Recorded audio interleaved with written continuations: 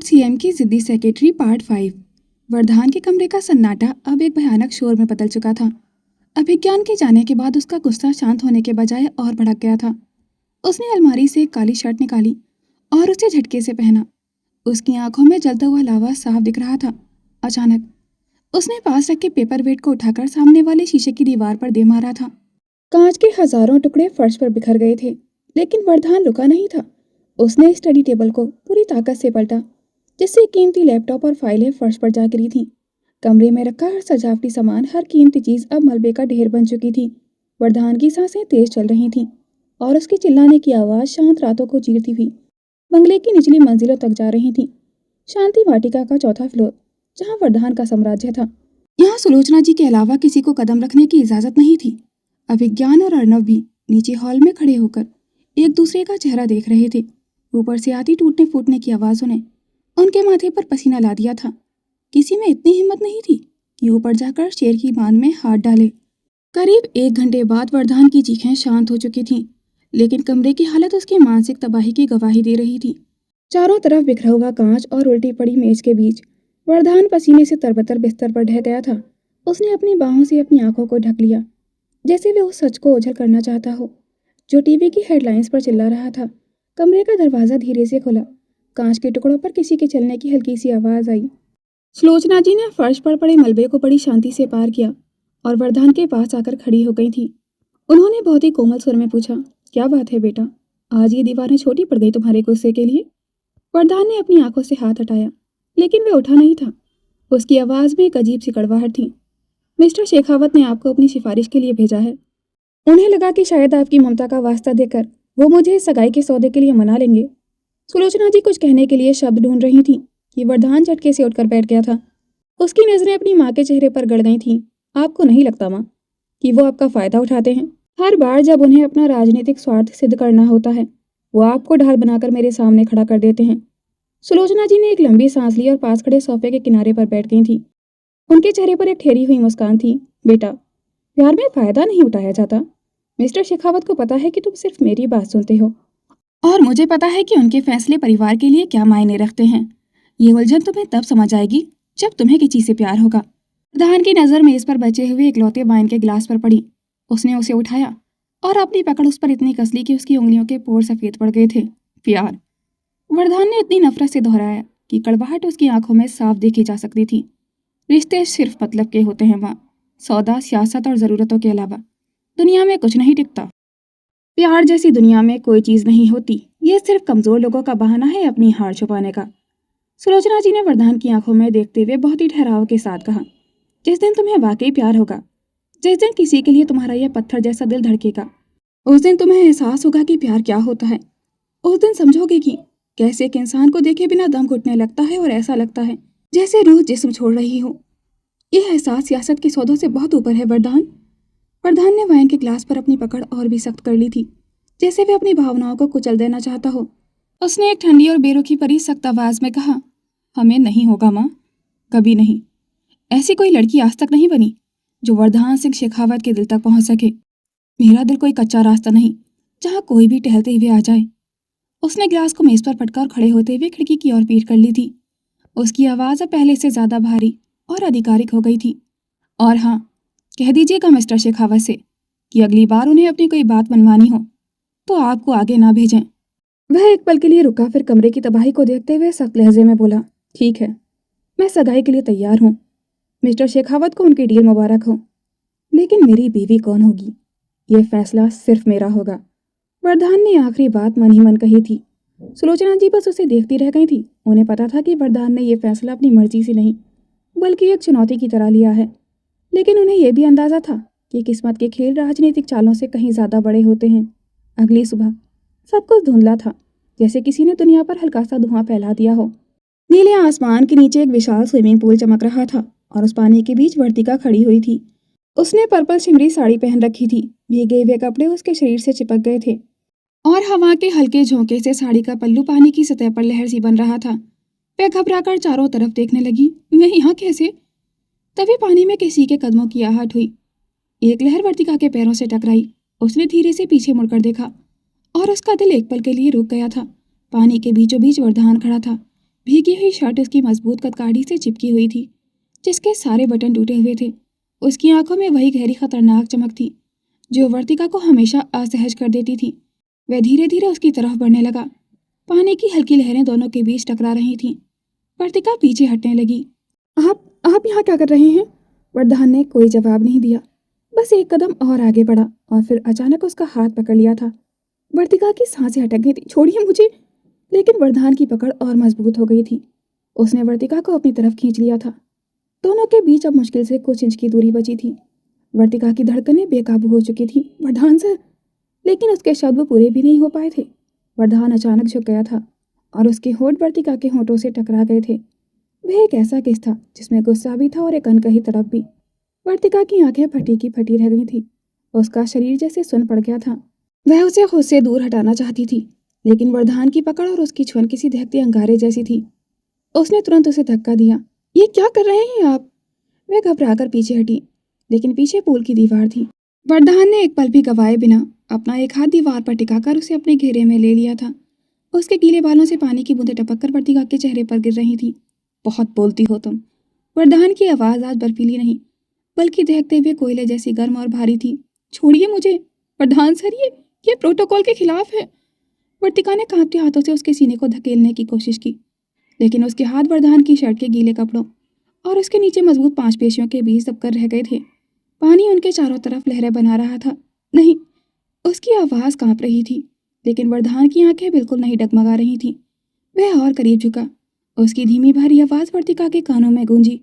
सजा से भागना आसान नहीं होता मिस वर्तिका। और इससे पहले कि वर्तिका कुछ समझ पाती, वह फिर से झुक गया था। इस बार उसका किस और भी गहरा था, जैसे वह उसकी हर सांस अपने अंदर खींच लेना चाहता हो। वह उसे दूर धकेलना चाहती थी। उसकी मुट्ठियां उसके सीने पर प्रहार कर रही थीं, लेकिन वरदान की पकड़ और भी ज्यादा सख्त होती गई थी। उसके होठों का स्पर्श इतना गहरा और जुनून भरा था कि वर्तिका के पैर जमीन छोड़ने लगे थे। पानी की ठंडक और उन दोनों के बीच सब कुछ इतना इंटेंस था कि वर्तिका का पूरा शरीर कांप उठा। अचानक, वर्तिका उठ जा, तुझे देर हो रही है। आस्था की आवाज़ किसी धमाके की तरह उसके कानों में पड़ी थी।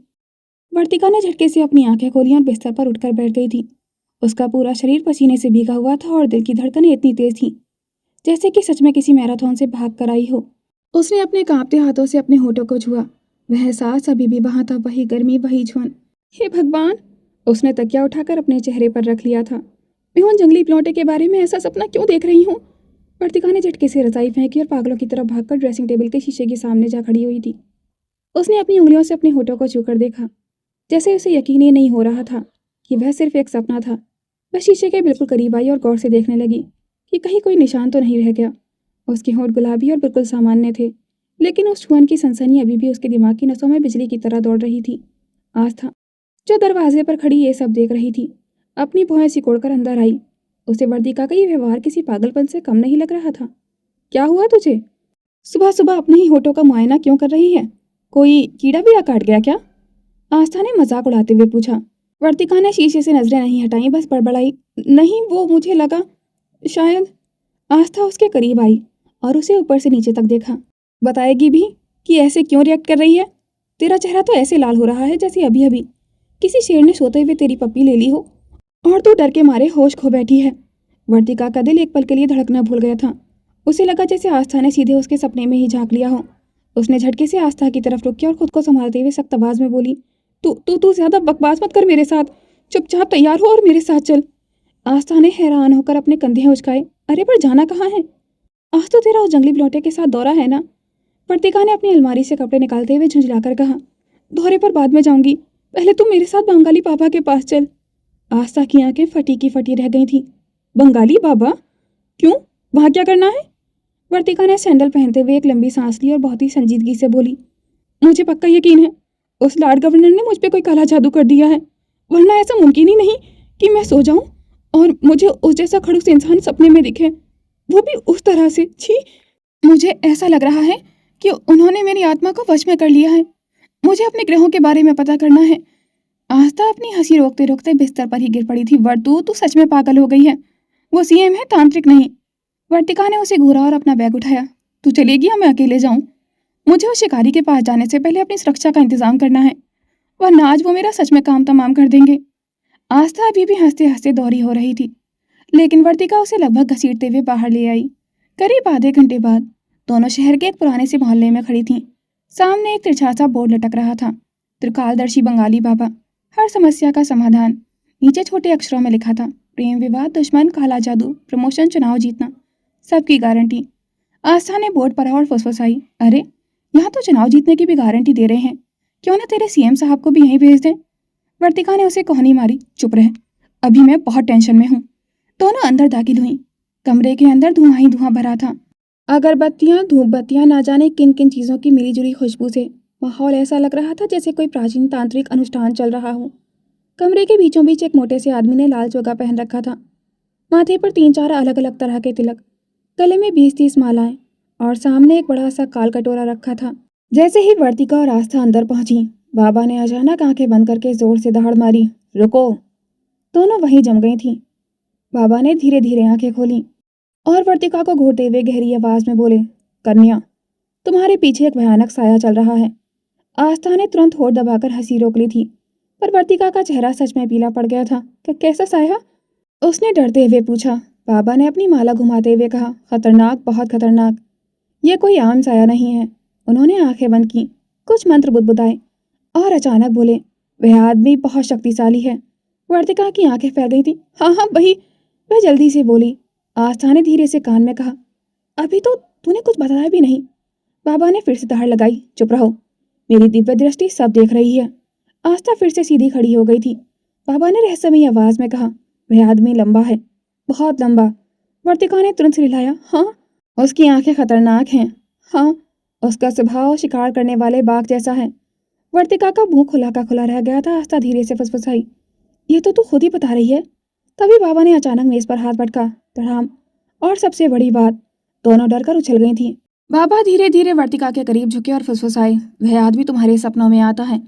वर्तिका की चीख निकल गई थी, हाँ हाँ यही तो हो रहा है।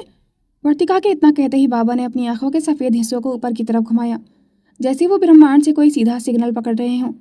आस्था अपनी हंसी को अंदर ही घोट रही थी, लेकिन वर्तिका की हालत ऐसी थी जैसे उसे अपनी मौत का वारंट मिल गया हो।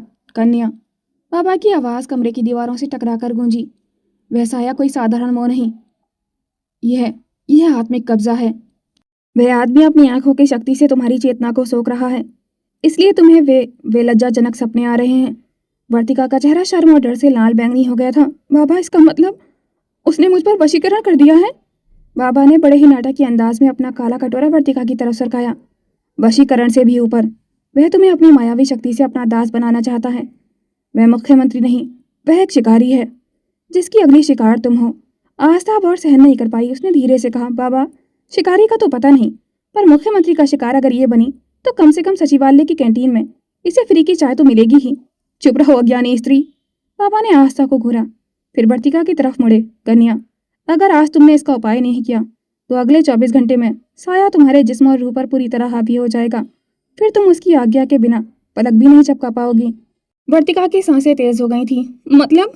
बाबा ने रहस्यमयी अंदाज में कहा, उस आदमी की आत्मा तुम्हारी आत्मा को खींच रही है। आस्था ने धीरे से कहा, सीधा सीधा बोलो ना, क्रश हो गया है। वर्तिका ने उसे घूरा। बाबा फिर बोले, और अगर जल्दी उपाय नहीं किया? वर्तिका ने डरकर पूछा, तो क्या होगा?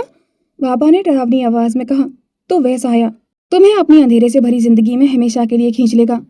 वर्तिका ने घबराकर गले का थूक निकला। बाबा ने नाटकीय अंदाज में हाथ उठाए, पहले वो तुम्हें तड़पाएगा, फिर।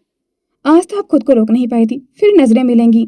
वर्तिका ने तुरंत आस्था को चपेट लगाई और बोली, बाबा कोई उपाय? बाबा एक पल के लिए चुप हो गए थे। आस्था ने चिल्लाकर वर्तिका को घूरा। वो समझ नहीं पा रही थी कि वर्तिका इस सब ढोंग पर क्यों यकीन कर रही है। बाबा ने जल्दी से स्थिति संभाली और अपनी लंबी दाढ़ी सहलाई और एक रहस्यमय मुस्कान दी। उपाय है एक अदृश्य सुरक्षा कवच, और ये विशेष महाकारी जड़ी बूटी है। इसे तुम्हें एक मखमली पोटली में बांधकर आज रात 12 बजे के बाद उस साये के सिरहाने रखना होगा। जैसे ही वह सो जाए, इसे उसके तकिए के नीचे सरका देना। उसकी सारी काली शक्तियां इस पोटली में कैद हो जाएंगी और वह तुम्हारे सामने एक भीगी बिल्ली बन जाएगा। वर्तिका ने कांपते हाथों से वह लाल पोटली पकड़ी जो बाबा ने मेज के नीचे से निकाली थी।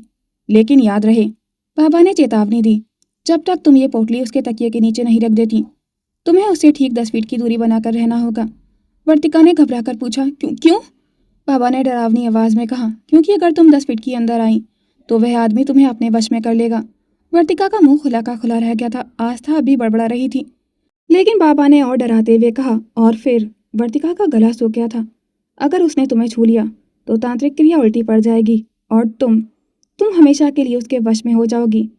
और फिर बाबा? फिर वह तुम्हारी बलि देकर अपना स्वार्थ सिद्ध करेगा। वर्तिका की आंखें सच में गोल हो गई थीं और उसी पल उसके दिमाग में एक भयानक कल्पना शुरू हो गई थी। उसे लगा जैसे वे किसी जंगल में खड़ी है, चारों तरफ मशालें जल रही हैं, बीच में वरदान काले चोगे में खड़ा है, बहुत डरावना, और सामने एक छोटी सी सफेद बकरी बंधी हुई है। बकरी रो रही है। मैं वर्तिका ने डर कर देखा और अगले ही सेकंड उसे एहसास हुआ कि वो बकरी वही है। वह खुद छोटी सी बकरी बनी खड़ी है। मैं मुझे मत काटो।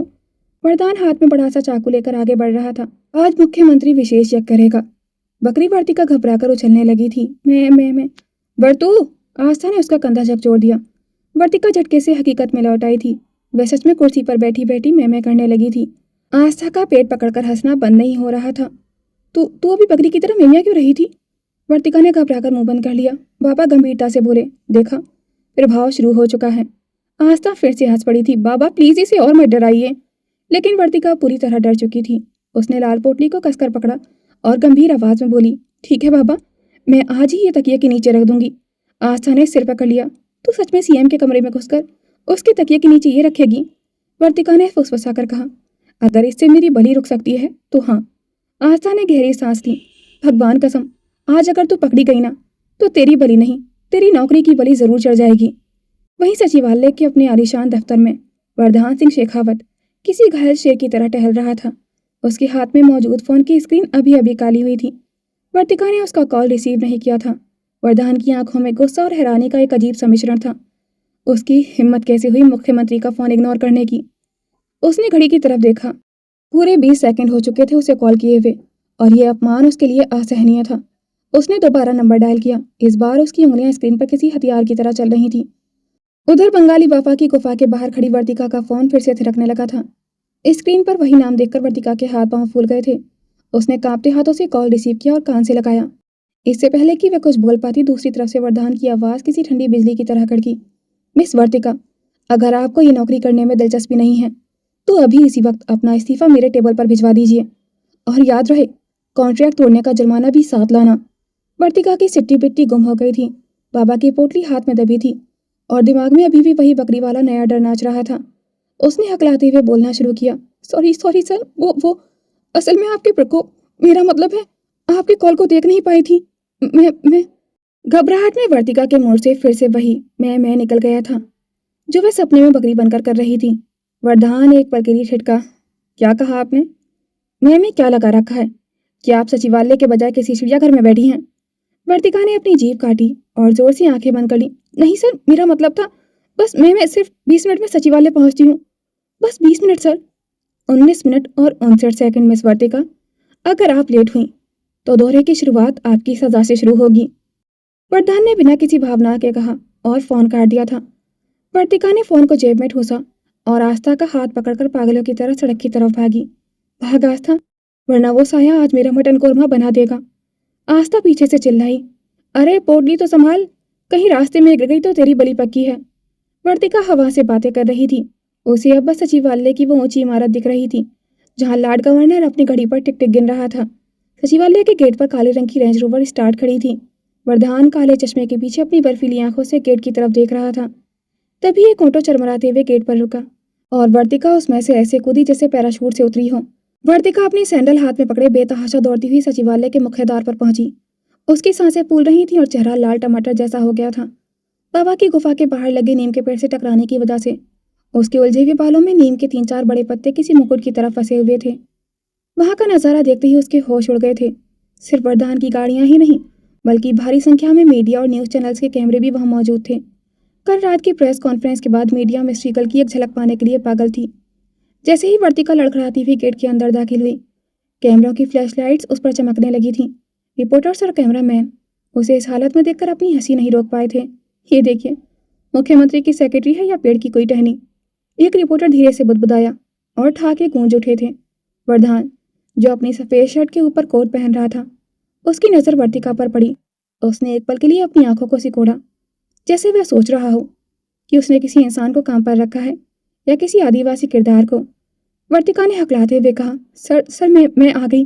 सिर्फ 19 मिनट 59 सेकंड में। वरदान ने अपनी घड़ी की तरफ देखा और ठंडी आवाज में बोला, 5 सेकंड लेट हैं आप। इससे पहले कि वर्तिका भी कुछ कह पाती, वरदान ने एक एक करके सामान की झड़ी लगा दी थी। पकड़िए इसे। वरदान ने अपना भारी सिरामिक कॉफी मग उसके हाथ में थमाया, और ये भी। उसने अपनी चेंज करने वाली भारी भरकम सूट की किट और ड्रेस बैग उसके दूसरे कंधे पर टांग दिया था। यह शेड्यूल की फाइलें, लैपटॉप बैग और ये मेरा पर्सनल आईपैड। देखते ही देखते वर्तिका के दोनों हाथ और कंधे सामान से लद गए थे। वह किसी सेक्रेटरी की जगह 10 किलो वजन उठाने वाला कोई कुली लग रही थी। वजन के मारे उसके पैर कांपने लगे थे और नीम के पत्ते उसके माथे पर लटकने लगे थे। मीडिया वाले ये सब लाइव रिकॉर्ड कर रहे थे। वर्तिका ने अपने दांत भींचे। उसका पारा 7वें आसमान पर था। उसने भारी भरकम सामान के बीच से अपनी गर्दन टेढ़ी की और वरदान को घूरते हुए मसूड़े कुचलकर तभी आवाज में कहा, महाराज, आप व्यर्थ ही अपने कोमल चरणों को कष्ट देने की चेष्टा कर रहे हैं। इतना सारा बोझ तो आपने मुझ पर लाद ही दिया है। अब देर किस बात की, आप भी मेरी गोद में ही आ जाइए। मैं आपको भी उठाकर पूरे प्रदेश का दौरा करा दूंगी। वरदान ने अपना हाथ कोट के आस्तीन में डालते हुए अपनी गर्दन धीरे से घुमाई। उसकी आंखों में वह चिरपरिचित बर्फीली चमक थी जिसने मीडिया के शोर को भी एक पल के लिए शांत कर दिया था। उसने अपनी गहरी आवाज में पूछा, कुछ कहा आपने मिस वर्तिका? वर्तिका की गर्दन सामान के बोझ से एक तरफ झुकी हुई थी, लेकिन वरदान का सवाल सुनते ही उसके अंदर की बकरी फिर से मिमियाने लगी थी। उसे याद आया कि वह एक मुख्यमंत्री के सामने खड़ी है। उसने तुरंत एक नकली और बेहद मीठी मुस्कान अपने चेहरे पर चिपकाई। हालांकि उसके मसूड़े अभी भी तनाव में थे। नहीं नहीं लॉर्ड, मेरा मतलब नहीं सीएम सर।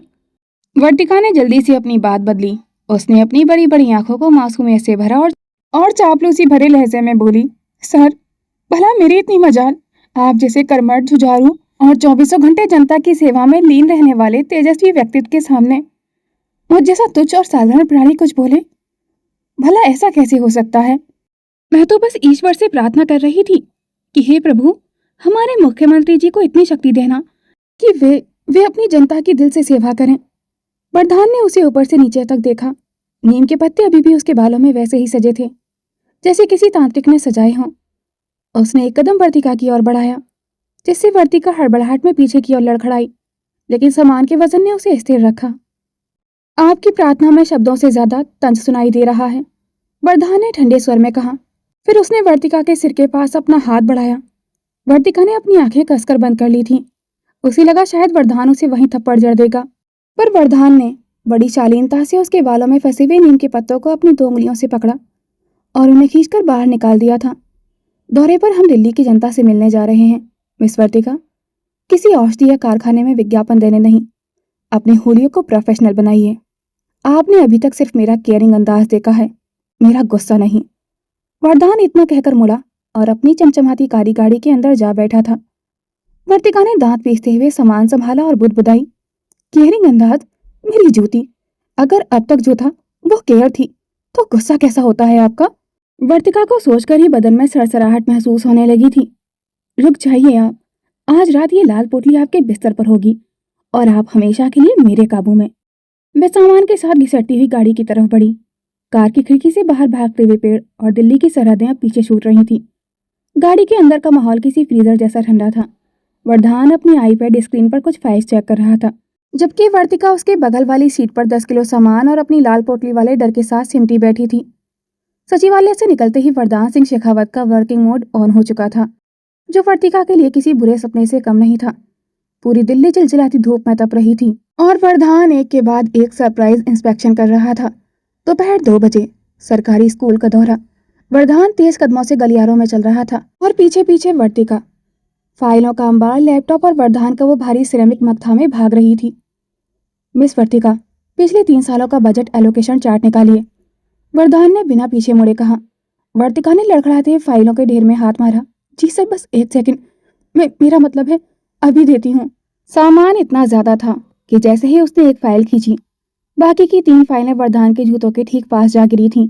वरदान रुका, अपनी घड़ी देखी और बस एक ठंडी नजर वर्तिका पर डाली। उस एक नजर ने वर्तिका की रही सही हिम्मत भी निचोड़ ली थी, पर उसने हार नहीं मानी थी। धूप और पसीने से वर्तिका का बुरा हाल था। उसके सैंडल की एक पट्टी ढीली हो गई थी, जिससे वह लंगड़ा कर चल रही थी। वरदान ने मुड़कर देखा और ठिठका। वर्तिका को लगा शायद अब इस पत्थर दिल को थोड़ी दया आएगी। मिस वर्तिका, वरदान की आवाज गूंजी। जी सर। वर्तिका ने उम्मीद भरी नजरों से देखा। अगली बार सैंडल नहीं, रनिंग शूज पहनकर आइएगा। आपकी रफ्तार की वजह से मेरा शेड्यूल 40 सेकंड पीछे चल रहा है। और हाँ, ये आईपैड पकड़िए, मुझे अगले प्रेजेंटेशन के पॉइंट्स नोट करने हैं। वर्तिका ने मन ही मन वरदान की फोटो पर लाल पोटली छिड़कने की कसम खा ली थी।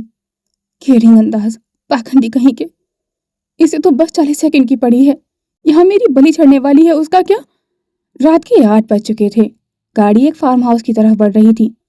वर्तिका की गर्दन सामान के बोझ से अकड़ चुकी थी। वरदान अभी भी लैपटॉप पर उंगलियां चला रहा था, जैसे उसे थकान का मतलब ही नहीं पता हो।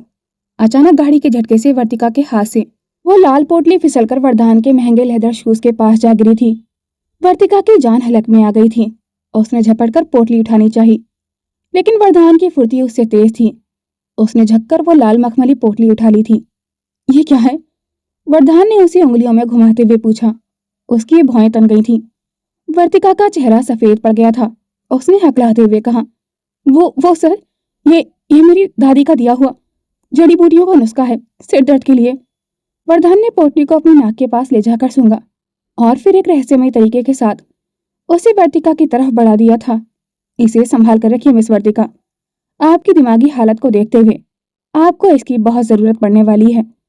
वर्तिका ने झपटकर पोटली छीनी और उसे अपने बैग के सबसे गहरे कोने में ठूंस दिया था। बस कुछ घंटे और, वरदान सिंह शेखावत, फिर यह पोटली तुम्हारे तकिए के नीचे होगी और तुम्हारी ये बर्फीली अकड़ बकरी की तरह मिमियाएगी मेरे सामने। रात के गहराते सन्नाटे में सरकारी काफिला दिल्ली की भीड़भाड़ से दूर हरियाणा बॉर्डर के पास स्थित एक आलीशान शेखावत फार्म हाउस के ऊंचे लोहे के गेट के अंदर दाखिल हुआ। यह वरदान का पुश्तैनी ठिकाना था। सफेद संगमरमर से बनी एक विशाल हवेली, जिसके चारों तरफ ऊंचे देवदार के पेड़ और रात की रानी की खुशबू फैली हुई थी। थकान से चूर वर्तिका जब गाड़ी से उतरी तो उसके घुटने जवाब दे रहे थे। वरदान बिना थके अपनी उसी शाही चाल में अंदर बढ़ा। उसने चलते चलते केयर टेकर से कहा, मिस वर्तिका का कमरा मेरे स्वीट के ठीक बगल वाला तैयार रखें। सुबह 5 बजे की फाइलें इन्हें ही ब्रीफ करनी है। वर्तिका ने मन ही मन चीख कर कहा, सुबह 5 बजे? क्या ये इंसान है या मशीन? लेकिन फिर उसे अपनी कमर में दबी लाल पोटली का एहसास हुआ और उसके चेहरे पर एक कुटिल मुस्कान आ गई थी। बगल वाला कमरा? वाह बाबा, आपने तो मेरा काम और आसान कर दिया। ये सब आपके ही जादू का चमत्कार है। रात के 1:30 बज रहे थे। पूरा फार्म हाउस नींद के आगोश में था, सिवाय वर्तिका के। वह अपने कमरे के दरवाजे की छिरी से बाहर कॉरिडोर में ताक रही थी। वरदान के कमरे के बाहर तैनात गार्ड्स भी अब नीचे गैलरी में जा चुके थे। वर्तिका ने दबे पांव अपने कमरे का दरवाजा खोला। उसके हाथ में बंगाली बाबा की दी हुई वो खौफनाक लाल पोटली थी। उसके बाल अभी भी बिखरे हुए थे और डर के मारे उसकी सांसें तेज चल रही थीं। आज तो गई ये लॉर्ड गवर्नर, उसने फुसफुसा कर कहा। वह रेंगती हुई वरदान की स्वीट के भारी नक्काशीदार दरवाजे तक पहुंची। दरवाजा आधा खुला हुआ था। शायद वरदान को ताजी हवा पसंद थी या फिर उसकी किस्मत वर्तिका पर मेहरबान थी। वह बिल्ली की तरह दबे पांव अंदर दाखिल हुई। कमरे के अंदर की रोशनी मध्यम थी। वरदान सिंह शेखावत अपनी सफेद शर्ट के ऊपर के 2 बटन खोले बिस्तर पर अधलेटे से सो रहे थे। उसका एक हाथ माथे पर था और दूसरा बिस्तर के किनारे लटका हुआ था। उसकी बर्फीली आंखें बंद थीं, जिससे उसका चेहरा किसी ग्रीक देवता जैसा शांत और सुंदर लग रहा था। वर्तिका एक पल के लिए ठिठकी और बोली, सोते हुए तो सच में ये इंसान लगते हैं, वरना दिन में तो साक्षात यमराज के छोटे भाई लगते हैं। उसने झटके से अपना सिर झटका। नहीं वर्तिका, भावनाओं में मत बह। याद कर वो नीम के पत्ते, वो 10 किलो का बोझ और वो लापरवाह वाला अपमान। वो धीरे धीरे उसके बिस्तर के पास पहुंची। उसका दिल बहुत जोर से धड़क रहा था। उसने कांपते हाथों से वरदान के सिर के नीचे लगे भारी रेशमी तकिए को धीरे से ऊपर उठाया। जैसे ही उसने लाल पोटली तकिए के नीचे सरकाई, अचानक एक ठंडी और फौलादी पकड़ ने उसकी कलाई दबोच ली थी। वर्तिका की चीख उसके हलक में ही दम तोड़ गई थी। वरदान ने अभी भी अपनी आंखें नहीं खोली थी, लेकिन उसकी पकड़ किसी लोहे की जंजीर की तरह मजबूत थी। इससे पहले कि वर्तिका कुछ और समझ पाती या अपना हाथ पीछे खींचती, वरदान ने एक जोरदार झटका दिया। वह झटका इतना शक्तिशाली था कि वर्तिका हवा में उछलती हुई सीधे बिस्तर पर जा गिरी थी। अगले ही पल वरदान एक खूंखार शिकारी की तरह उसके ऊपर था। वर्तिका का दम घुटने लगा था। उसका शरीर वरदान के भारी वजूद के नीचे पूरी तरह दब चुका था। इससे पहले कि वह हिलने की कोशिश करती, उसने अपने गले पर किसी ठंडी और कठोर चीज का स्पर्श महसूस किया। वह एक लोडेड गन थी। बंदूक की नली वर्तिका की नाजुक गर्दन में धंसी हुई थी। वरदान की आंखों में इस वक्त कोई इंसानियत नहीं थी, सिर्फ एक जानलेवा गुस्सा और बेतहाशा नफरत थी। उसकी आवाज कमरे के सन्नाटे को चीरती हुई किसी बिजली की तरह खड़की। How dare you! तुम्हारी हिम्मत कैसे हुई मेरे कमरे में इस तरह घुसने की? वर्तिका की रूह कांप उठी थी। उसकी आंखों के सामने मौत नाचने लगी थी। वह लाल पोटली उसके हाथ से छूटकर बिस्तर पर गिर चुकी थी। वरदान ने बंदूक का दबाव थोड़ा और बढ़ाया। क्यों भेजा है तुम्हारे मालिकों ने? जहर देने आई थी या गला रेतने? बोलो! वर्तिका के गले से आवाज नहीं निकल रही थी। खौफ के मारे उसके आंसू टपककर वरदान के हाथ पर गिर रहे थे। उसने हकलाते हुए लगभग फुसफुसाते हुए कहा, सर, मैं कोई कातिल नहीं हूं। मैं तो बस... वरदान का गुस्सा अब एक ज्वालामुखी की तरह फट पड़ा था। उसने ट्रिगर पर अपनी उंगली कसी और उस कच की आवाज ने वर्तिका के शरीर में सिहरन पैदा कर दी थी। मौत अब महज 1 मिलीमीटर की दूरी पर थी।